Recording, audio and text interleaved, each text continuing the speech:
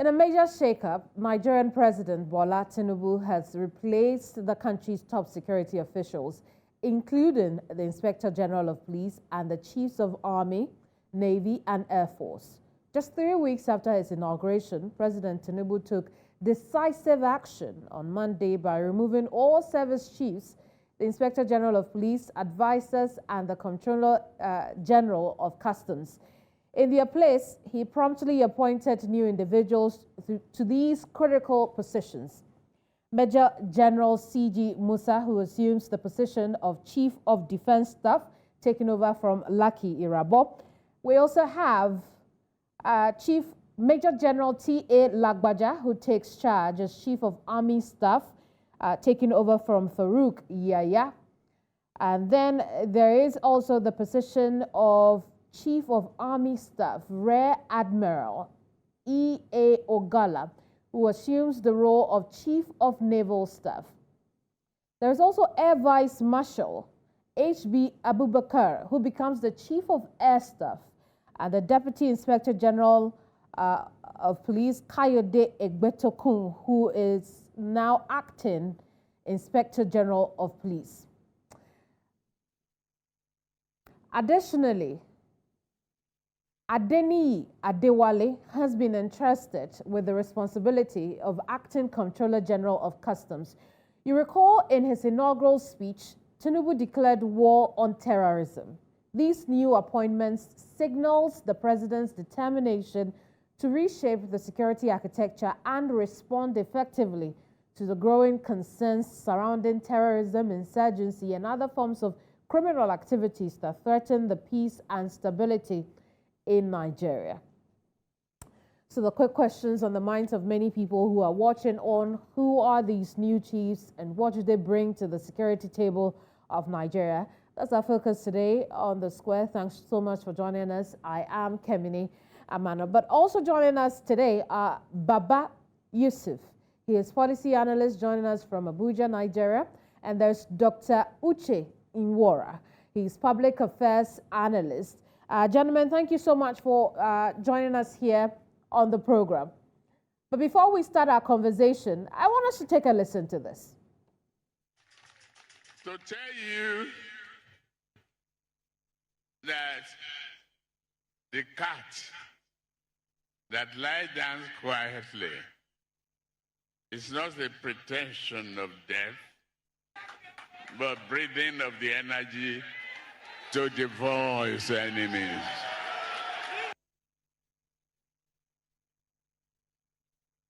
Now, contextually, this was in the lead up to the presidential election earlier in February.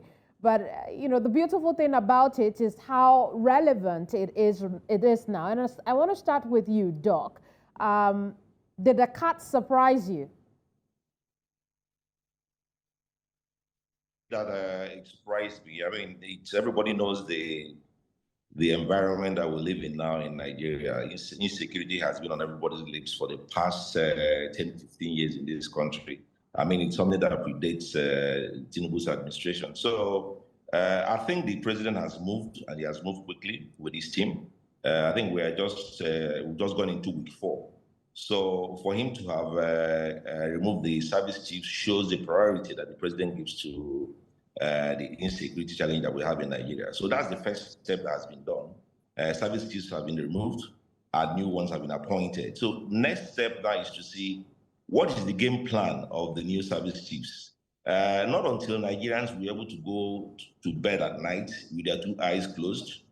Not until I'll be able to travel all the way to Kano, to Kaduna, to the east, to Port Harcourt, you know, without having any fears of being kidnapped. That's only when Nigerians can say yes, that the president has made the right appointment. I see. I want to hear your thoughts, Baba. What do you think about these fresh new appointments that the president has made? It's one of the initial steps we expect Mr. President to take. It's traditional. Any new president will form a team, the core team that will help him deliver the mandate. Critical amongst them is the security, service chiefs. Very key, especially given the situation we are in the country. What is good about this is the swiftness with which Mr. President is undertaking the formation of his team. Secondly, also the way and manner he's picking the members of his cabinet and his team. Very commendable. So we're very excited about it. What remains to be seen is what will come out of this appointment in terms of the strategy to address this multidimensional, critical issue, and then also execution. Indeed. Now, I hear both of you talk about strategy. Doc, you've talked about plan. We don't know that right now, but I'm hoping that you've made some readings into the kind of people that have been appointed so far as security capos. And I want to start with you. What does this appointment tell you about what the president's strategy could be in dealing with security in the country? I don't think that looking at the appointments will tell us anything in terms of what the strategy will be. Because the gentlemen that have been appointed are already in the forces. Not even the quality of the gentlemen. Yeah, for the president to have made those appointments, would have been he must have taken advice from his team, and maybe there's been some background check, their CVs would have been looked into. So yes, I don't want to go into the background. That's for some of them, we don't really know, what they've done. What we want to see is results. We want to see what these guys will be able to do for Nigeria. And I'll give you an example. I look at the new Comptroller-General of the Customs, and for someone from the southeast of Nigeria, I can tell you that for a very long time, my people from the southeast, I'm also talking about all the various people that are involved in the service chain of clearing and forwarding at the ports. They've long complained of the multiple levies and fees and taxes and money that has to be paid just to get out a container out of the ports. And once you're able to do that, you also have to spend money to take those containers down to the east or to all those various locations. So this is something that I think that the new guy should look into. And that's what has affected the cost of goods in Nigeria. So these are, Let me hear from Baba and find out if Baba reads any meanings into what the strategy of the president could be in dealing with the insecurity situation as we know it in Nigeria. Do you see anything based on the appointments made, Baba? Well, what I can see from the appointments is the kind of quality of people Mr. President has hired. If you look at track records, the Chief of Army Staff, Major General Lagbaja, is a well-known combatant soldier. He has proven himself in the scheme of play on fighting terrorism and insurgents. We saw some of his exploits around the Kaduna axis, which is on record. So personally, I'm very excited to see that he is being given the mantle to lead the army. When you look at the Acting Inspector General of Police, he has been in Lagos. He was in charge of the Rapid Response Squad back from 1999. And we knew also the kind of exploits in trying to curtail the issues of miscreants and armed robbery in the streets of Lagos back in the days. If you look at the National Security Advisor, Nworah, he's well known to us in terms of integrity, in terms of his capacity leading the Economic and Financial Crime Commission as the pioneer chairman. Before then, very rounded police officer, an intelligence officer. One of his key strengths is intelligence, which we need to fight terrorism. And a man that has bestrided some presidential committees even after leaving the office of the Economic and Financial Crimes. He comes with high level of goodwill, which I think will be a key role in trying to manage, the various elements of our security, apparatchik in trying to ensure that corruption is minimized and the focal point is to deliver the mandate if and when the strategy is formulated.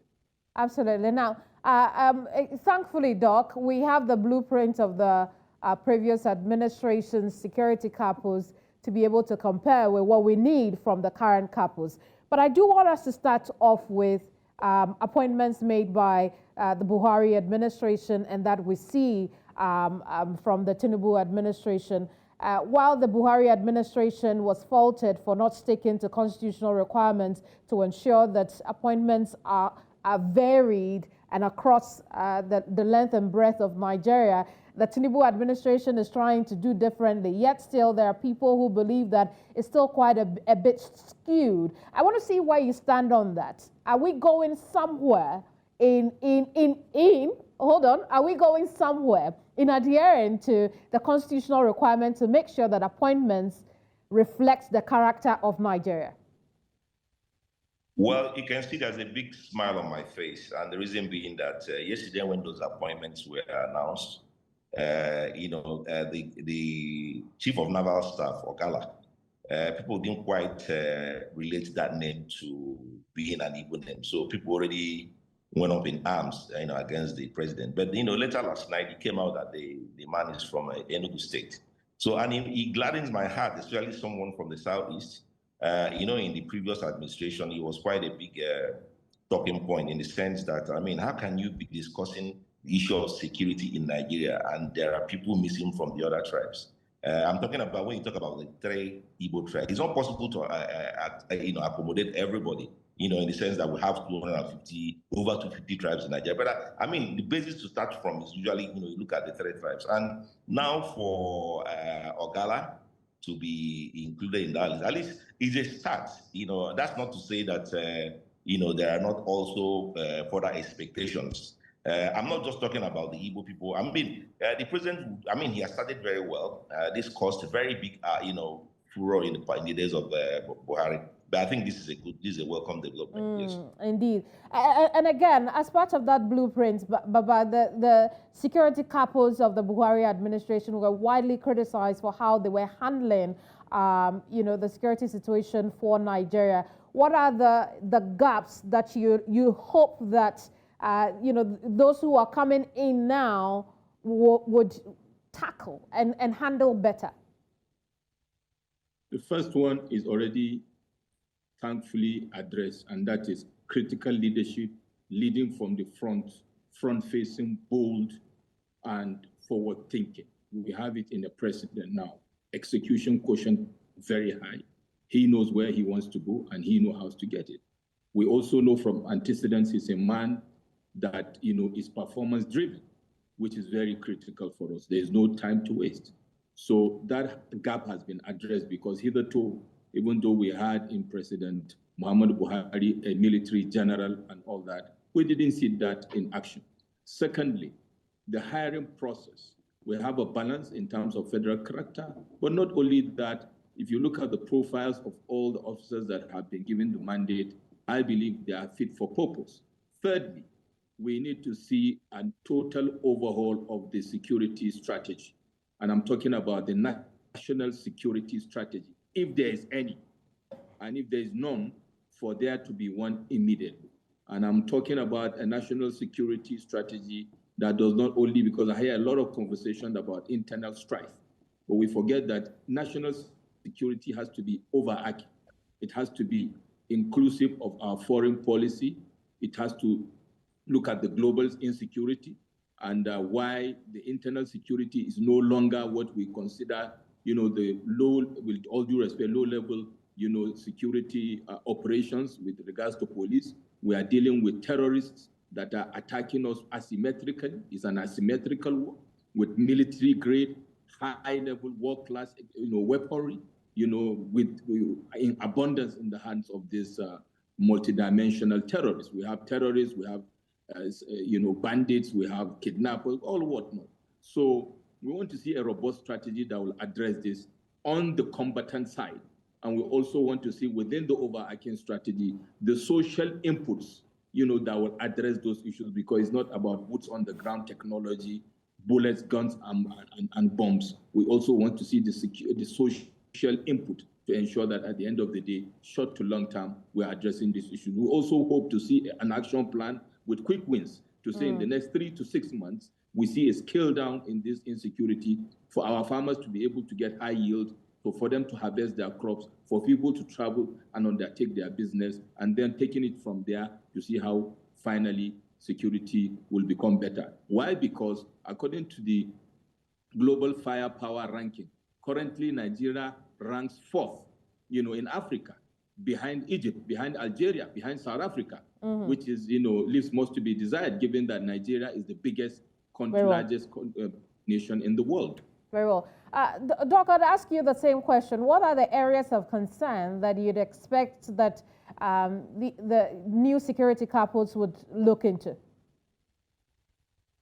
I think, the way they've been fighting insecurity in Nigeria, it needs to be looked into, both at the national level, state level, local government level.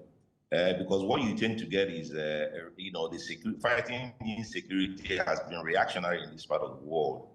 And so we want to see employment of more intelligence. And it also appears that, the terrorists, the kidnappers, the bandits, they are usually 10 steps ahead of our security agencies. And why do I say that? I was reading a report the other day on the internet, and the report says that the terrorists now use satellite technology. Okay, they've gone beyond drones. They use satellite technology. So in the sense that you could have your troops stationed at a location. Terrorists are now able from their own camp using satellite technology to identify where the troops are, and they're now beginning to use drones, to attack the forces. So you ask yourself, what is the state of readiness and preparedness of our own forces? So I know that the European Space Agency, and there are some other agencies, that you can subscribe to their satellite images, if you're a government, and then you can use that to fight terrorism. So I want to see a movement towards that direction, using technology and using satellite. Then again, I want to see more use of intelligence, because back in the day when we were growing up, in my neighborhood, we used to have some people we call CID men. Sometimes they come around the neighborhood, they don't wear uniforms. And what they come out there to do is intelligence gathering. And what do they come out there to do as well? They could hang around the neighborhood for days, monitoring people that are going out, and people that are coming in and asking questions. What does this person do? What does this other person do? And based on that, they're able to report back and do their jobs. So we want to see more intelligence gathering. Again, we want to also see, the communities getting involved. There's a model that currently is in place in Anambra State, and I must commend the government and all the other, the local government system, the traditional rulers, for what they've done. And I'm going to name just 3 communities. First community in Anambra State, Enugu, what they've done is they've rigged the whole town with CCTV cameras. And how were they able to fund that? The stakeholders came together and were able to put up funding, and they put up money, and with that money, they were able to rig the whole town with CCTV cameras. Second town is Alo. Alo is also in Idemili in Anambra State. They also did the same thing, and they now also empowered their community vigilantes, provided them with vehicles, and pay them, higher wages and all that. Then also Nnewi has been a success story, in the sense that if you go to Nnewi and see how they treat their vigilantes, they equip them with uniform, pay, and there's compensation if anybody loses his life in the course of duty. So these are some of the things that we want to see going forward. Well, I think we lost Doc's connection there, but thankfully, Baba is still over the phone. Baba, one other area that Nigerians should be looking forward to for some respite is oil theft. We know that the previous administration perpetuated the use of private security in manning the pipelines. We have new security capos come in. Where do you sit on how they should proceed with that? First of all, again, leadership from the front. The president will demonstrate that there will be consequences for collusion with criminal elements to commit economic sabotage. Stealing of our crude is pure and simple economic sabotage, and there are consequences for that. Lack of consequences has been the issue in Nigeria. It has been the biggest factor of our drawbacks.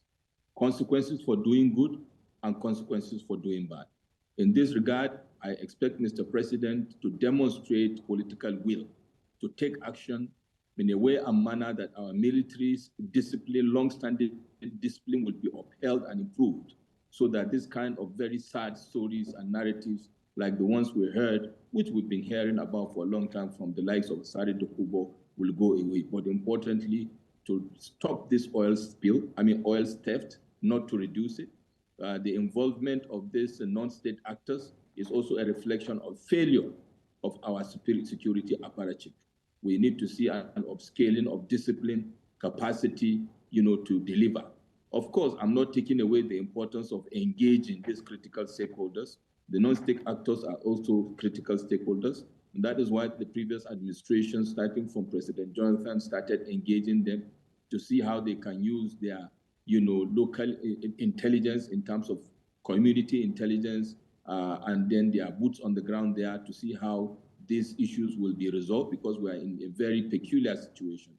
But going forward also, we need to bring back the glorious days of our armed forces, being capable of tackling the issues of territorial integrity and internal security for which they are hired, for which the Constitution provided for them to be there, so that we have a minimalization of non-state actors in our matters of national security, which in itself is a high risk. So I expect to see those happening within the overall strategy of addressing our national security issues. We'll take a break here, but Doc, when we come back, I want to pick your thoughts also on this whole oil theft and the employment of private security, or like Baba puts it, non-state actors in protecting the pipelines. But let's take a breather here. When we come back, we'll continue our conversation on these new appointments. Don't go away.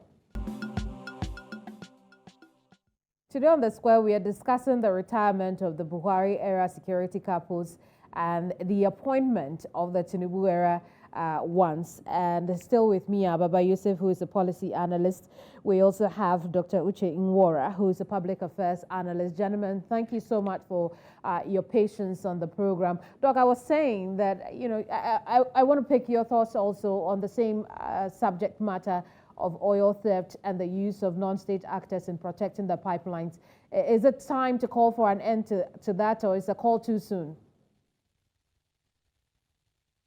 Well, I don't think that the Tinubu government should toe the line, that former President Buhari did.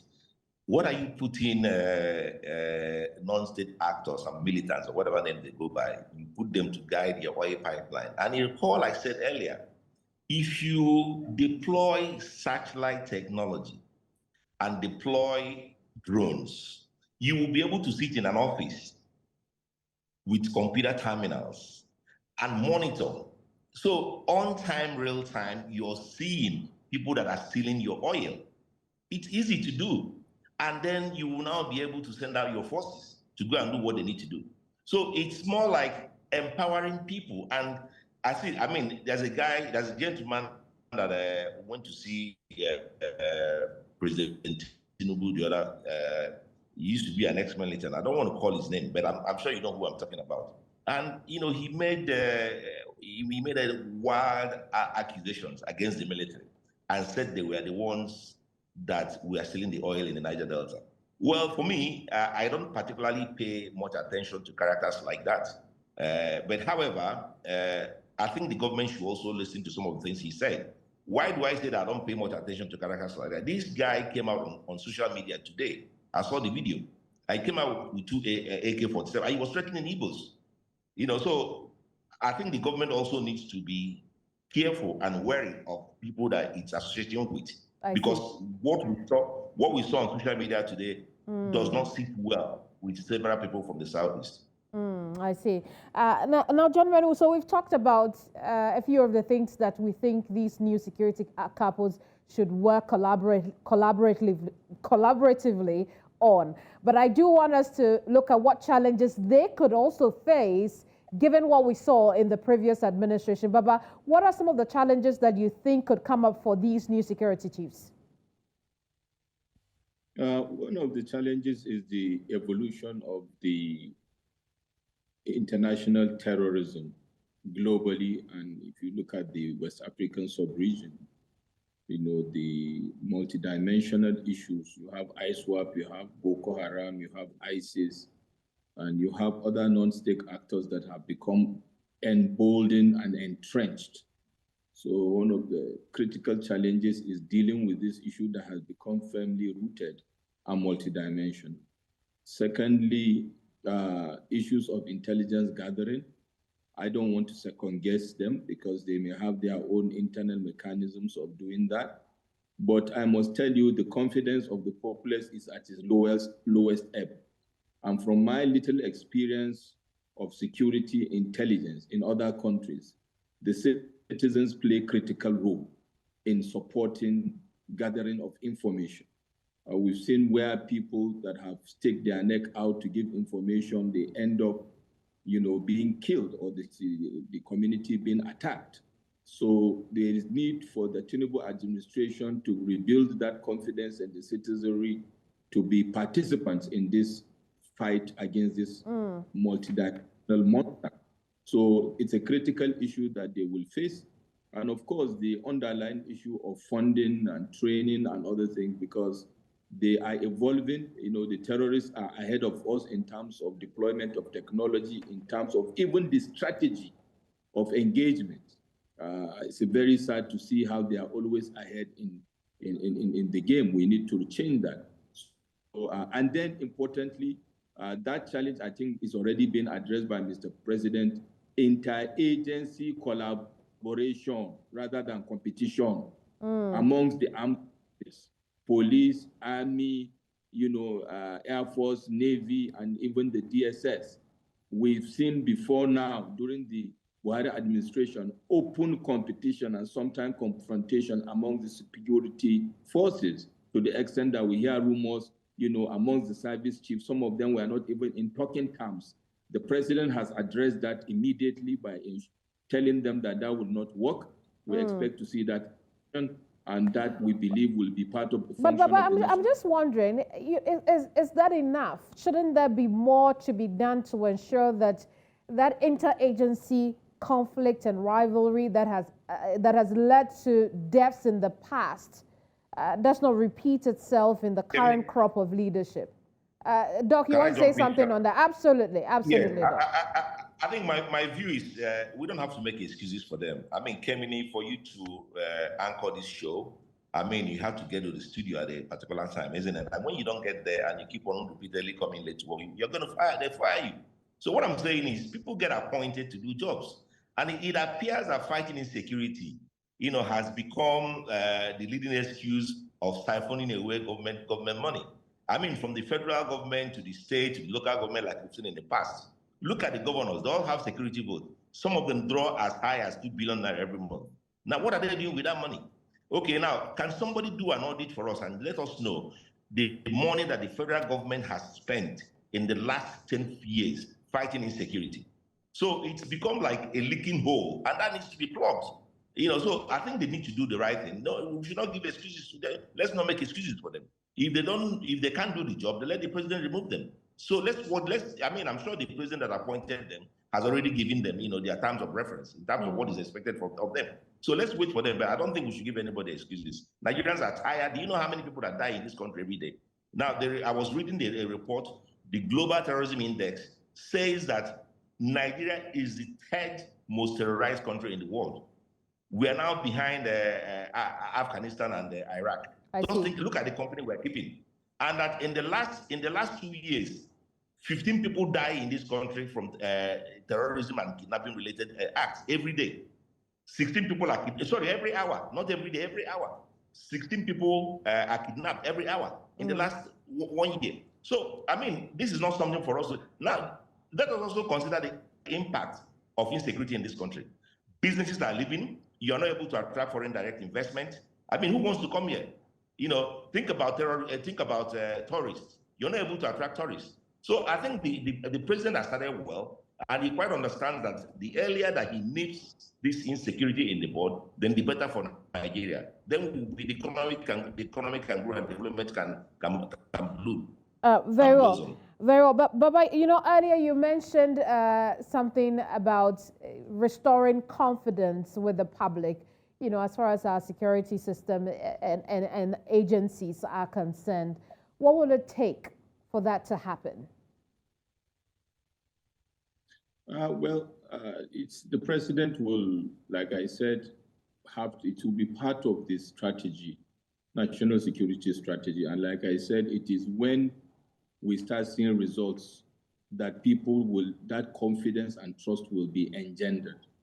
And that is why I talked about the quick wins. Let us see the armed forces clearing out some of these criminal elements areas. We believe they know where they are. We believe they know the principal actors. Some of them have even become social media, superstars. So we want to see demonstration of political will on the part of the president and demonstration of capacity by the security service chiefs for us to see quick win in the shortest possible time, within weeks or months, clearing out these first layers of criminal gangs and terrorists, around our neighborhoods and towns in Nigeria, and taking it further as we proceed. That is the only thing that can bring back confidence and trust. People are tired. People can't go to their farms. So if in the next 1 month we have agrarian areas that will tell us that they are going to their farms without being terrorized or harassed, then we know that we are moving in the right direction. The scaling down of criminality, even within the township, even of the Federal Capital Territory, Abuja, we want to see that scale down. Those are the quick wins. And also in other states around the country, all these militants and bandits around the area, taken out, then people will know that government is serious and they will be confident enough to come and contribute to the movement. I see. Doc, I want to jump on something Baba had said earlier, about these ethnically inspired groups that have come up in the country, and some of them have gone as far as asking for secession. It will be really critical for these security chiefs to be able to rope everyone in if unity is to be the thing for Nigeria. My question to you is, what are some of the steps you're expecting them to take to rope in groups like IPOB back into the One Nigeria agenda? I think we need to dimension the issues and we need to dimension the groups. Obviously I come from the Southeast and I lived in Anambra State for 8 years, up until last year. So let me use Anambra as an example. What you find going on in Anambra is you now find criminal gangs hiding under, the cloak of fighting for Biafra. So that's wrong. IPOB, I've also read a report where a suggestion was made that IPOB that has been made a terrorist organization or has been proscribed a terrorist organization should be proscribed, as also part of the solution to the problem. Now, what you also find in the Southeast is like treating several sicknesses just with one medicine. Now, what you find is the military going into communities and attacking and killing people. That is not the solution. What has happened in the Southeast is you're dealing with poverty, and they say the idle man is the devil's workshop. So there are all kinds of young people that don't have jobs. So these criminals are now using those young people as willing tools to commit all kinds of crimes. They commit kidnapping, they commit armed robbery, and they do all sorts of things. And so these are the kind of issues that needs to be dimensioned. Separate the real agitators for Biafra from the criminal gangs that are operating. And again, one thing that nobody wants to talk about, or maybe only a few people are talking about, is if the Tinubu government needs to address the Mazi Nnamdi Kanu issue. It's a very big issue in the Southeast. Now, what do you do with Mazi Nnamdi Kanu? Do you release him like the courts have said? Under what conditions? Do you release him to who? So this is an issue that needs to be addressed, because that's also part of what is causing insecurity in the region. Now, what has happened in the Southeast as well is every Monday, you have all these criminal gangs trying to enforce what they call Monday sit at home. And that has kind of decimated the economy of the Southeast. So we need to deal with the Mazi Nnamdi Kanu situation so that the economy of the Southeast will begin to blossom again. Businesses are leaving so that businesses can come back, create jobs, people can come in and build factories and all that. So these are some of the things that I think the government should do. I see. But, it just brings me back to the question. If these security capos should take a decision now, what should that decision be? What should be the very basic thing they should start now to rope people in? Of course, you've talked about separating the crime from the real problems of, the people of Biafra. But how else should they make sure that Biafra would no longer be asking for secessionism? No, that's a very long stretch. Now, what has led to people asking for Biafra is as a result of injustice, inequality. There's a proverb in Igbo language, amaloke. That means when you don't divide what it's between what holds you and I together, you don't share it equally. That's what has led to the call for Biafra. So you need to look at all those issues. Now, let me ask you a question. Have you ever tried to travel by road from Onitsha to Aba in Abia State? Now, you will see multiples of roadblocks. So it appears that the region is under siege. So, and this is also what has kind of eroded the confidence of the people on the military and on the government. So we need to find a way and remove all these things. Let the people move freely in their environment. If you know the people that are causing trouble, use technology, use satellite, use drones, and go and take them out and allow the people to live. You know, so like I said, it's a multidimensional problem. It's not something that we're going to sit here in 1 hour interview and then, you know, and talk about discuss. it. Yes. Absolutely, I respect that. But I'll move on to Baba. Feel free to you know, take a bite of that question on, you know, and roping everybody in for a One Nigeria agenda. But I do want you to comment on particularly the fact that it would seem that we are going to see another era of no women amongst the security corps. Should that be a cause for concern for us? Come again with that question, please. Yeah, I'm just saying that it would seem that we are going to be saddled with another era of not seeing women amongst the security corps. Should that be a source of concern? First of all, to answer that last question first, I don't think it's an issue. You know, the armed forces is a highly regimental setup. There's issue of hierarchy, there's issue of ranking, you know, it's not supposed to be politicized. It's supposed to be based on merit, supposed to be based on who comes next and all that. So to that extent, I think it's an open and closed case that one wouldn't expect because of trying to achieve a gender balance. You will bring a lady that is not either prepared or high. She's not in the layer of ranking to take mantle of leadership. I believe when the time comes, if the time comes, I think that will happen. I don't think that should be an issue. President Bola Tinubu has reiterated his readiness to have higher level of inclusivity in his government, which includes having more women in government, which we have seen. You see the layout of the special advisors. We have about 4 women or 5 so far. And then so we wait and see what happens in terms of women inclusion.